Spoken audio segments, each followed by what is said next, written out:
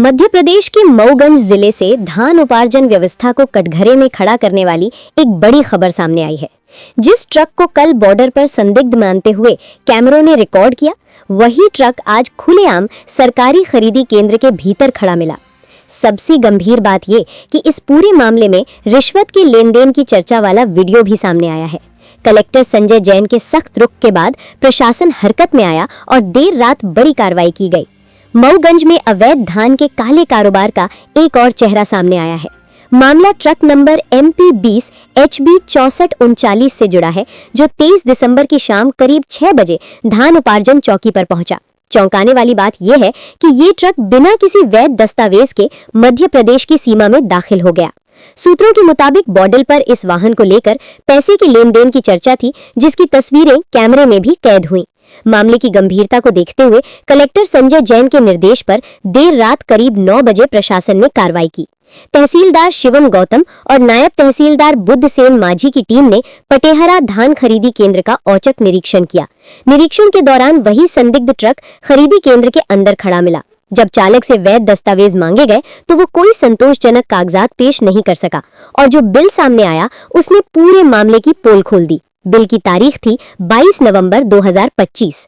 अब सवाल ये है कि बिहार से लदा धान मध्य प्रदेश पहुंचने में क्या वाकई 1 महीने का समय लगता है? ये साफ संकेत है कि पुराने और फर्जी बिलों के सहारे बड़े पैमाने पर अवैध धान खपाने की कोशिश की जा रही थी। प्रशासन ने धान से लदे ट्रक को तत्काल जब्त कर लिया है और पूरे मामले की विस्तृत जांच शुरू कर दी गई है।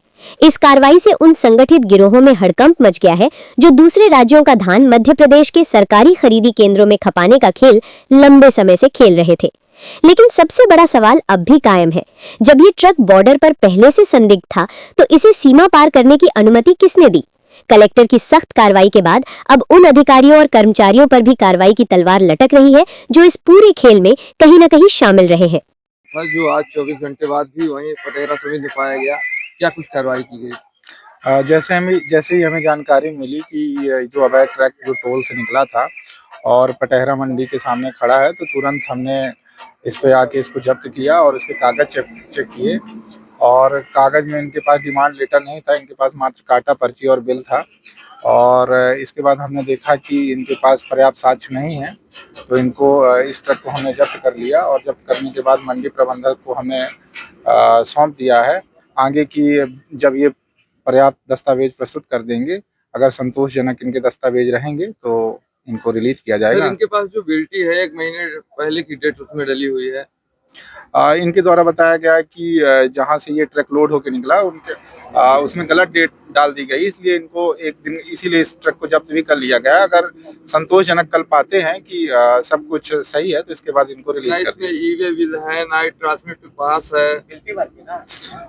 जैसा कि मुझे जानकारी है कि इसमें धान में जो है ई-वे बिल नहीं लगता है और इस कारण से इनके पास ई-वे बिल नहीं है। उसके भी पर्याप्त जानकारी हम एकत्रित कर लेंगे और आगे की भी जांच की जाएगी।